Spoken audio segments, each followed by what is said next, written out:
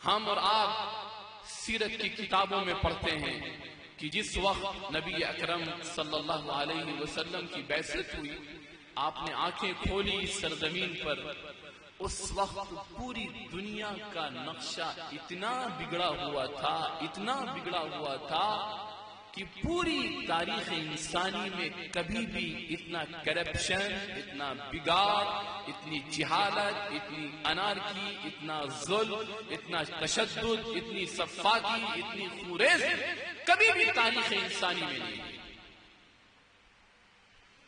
ایسے بدترین دور میں جس کی قرآن سے زیادہ سچی تاریخ اور کون بیان کر سکتا ہے، جس دور کے بارے میں قرآن اپنے معجزانہ انداز میں کہتا ہے وَكُنْتُمْ عَلَى شَفَا حُفْرَةٍ مِّنَ النَّارِ،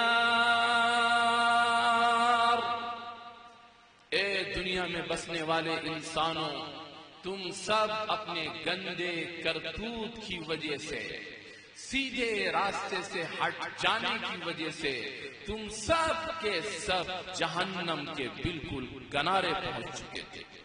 قریب تھا کہ پوری انسانیت جہنم میں چھلانگ لگا دی.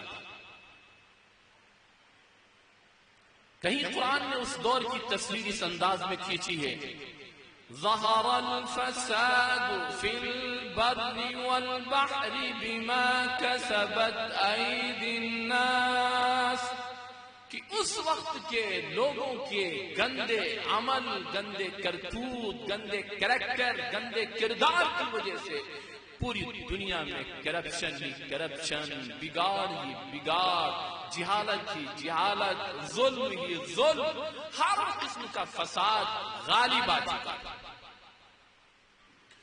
دور دور تک کوئی یہ نہیں کہہ سکتا تھا کہ اب کبھی انسانیت صحیح رخ پر آئے. دور دور تک کوئی یہ پیشن گوئی نہیں کر سکتا تھا کہ اب کبھی سماج سدھرے گا. اتنے خطرناک لوگ بقول حالی نے اپنے سادہ انداز میں اس دور کی تصویر کھینچی ہے. وہ کہتے ہیں اس دور کے بارے میں کہ چلن ان کے جتنے تھے سب وحشیانہ، ہر ایک لوٹ اور مار میں تھا یگانہ، فسادوں میں کٹتا تھا ان کا زمانہ، نہ تھا کوئی قانون کا تازیانہ. وہ تھے قتل و غارت میں چالاک ایسے، درندے ہوں جنگل میں بے باک جیسے. نہ ٹلتے تھے ہرگز جو اڑ بیٹھتے تھے، سلجھتے نہ تھے جب جھگڑ بیٹھتے تھے. جو دو شخص آپس میں لڑ بیٹھتے تھے تو صدہا قبیلے بگڑ بیٹھتے تھے. بلند ایک ہوتا تھا گرواں شرارہ، تو اس سے بھڑک اٹھتا تھا ملک سارا. کہیں گھوڑا آگے بڑھانے پہ جھگڑا، کہیں پانی پینے پلانے پہ جھگڑا، لبے جو کہیں آنے جانے پہ جھگڑا. یوں ہی روز ہوتی تھی تکرار ان میں، یوں ہی چلتی رہتی تھی تلوار ان میں.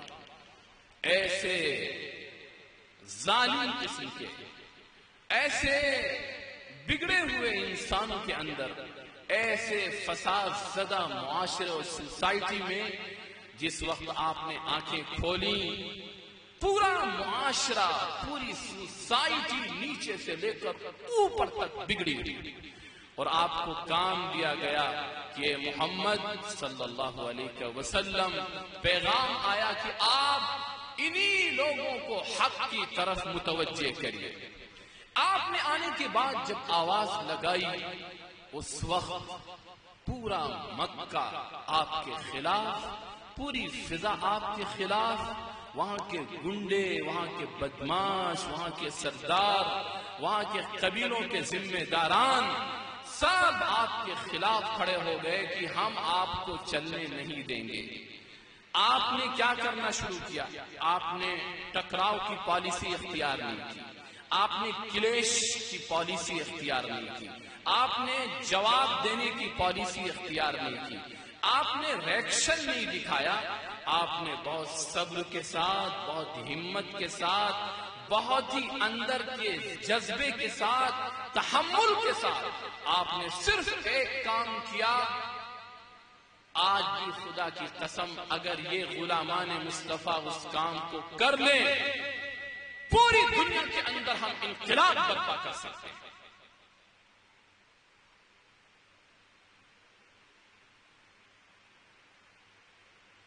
وسائل سے، ذرائع سے، ہتھیار سے، میزائل سے، راکٹ سے، بم سے قوموں کو نہیں جیتا جاتا،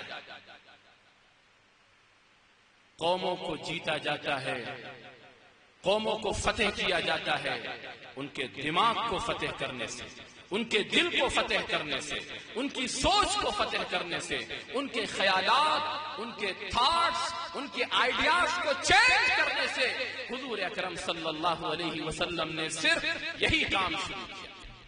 آپ نے اس وقت کی بہتی ہوئی، بھٹکی ہوئی انسانیت کے اندر ایک آواز لگائی، ایک فکر کی، ایک سوچ کی، ایک کانسیپٹ آپ نے دیا کہ اے لوگوں، اس روئے زمین پر عبادت کے لائق، وندنا کے لائق، ورشپ کے لائق اگر کوئی ہے تو وہ صرف اور صرف ایک الہ واحد اور برحق ہے۔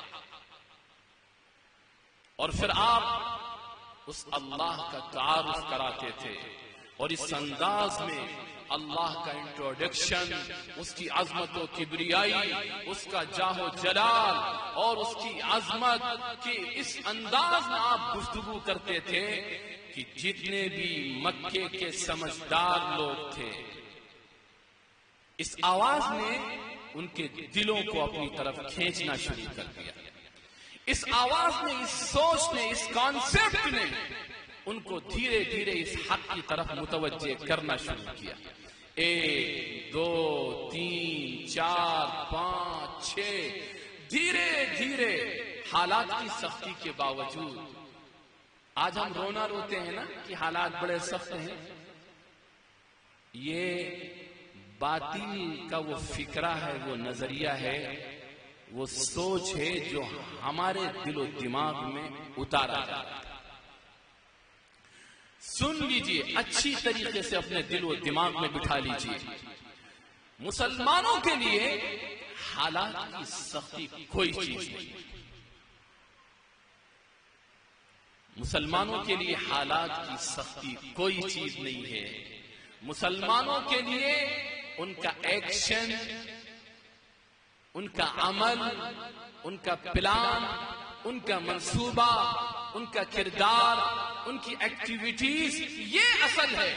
اگر یہ ڈائریکشن ہمارا صحیح ہے، خدا کی قسم ہم آج سے لاکھ گنا زیادہ بھی سخت حالات ہو جائیں، بہت آسانی کے ساتھ ہم حالات کو چینج کر سکتے ہیں۔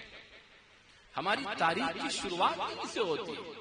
آپ دیکھیں آج جن کے نام پر اجلاس ہوتے ہیں، جس ذات کے نام پر ہم اپنے جلوس کو نکالتے ہیں، جس ذات مقدس کے نام مبارک پر ہم بڑے بڑے پروگرام بناتے ہیں، آپ سوچیں کہ اس ذات نے جو پلان پیش کیا تھا، کیا ہم نے اس پلان کو اختیار کیا؟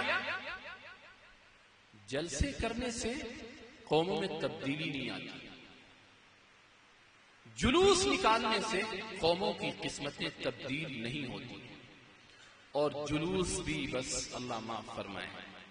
میں اس لیے کچھ نہیں کہنا چاہتا ہوں کہ کوئی کسی کو تکلیف نہ ہو، ورنہ ہمارے جلوس جو محمد صلی اللہ علیہ وسلم کے نام پر نکالے جاتے ہیں اور کہا جاتا ہے جلوس محمدی،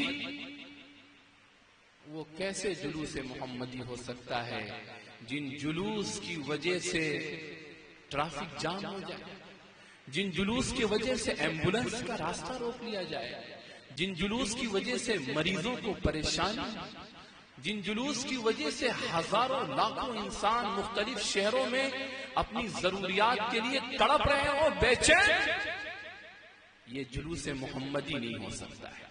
ایک طرف یہ، دوسری طرف جلوس میں نکلنے والوں کا انداز کیا ہوتا ہے؟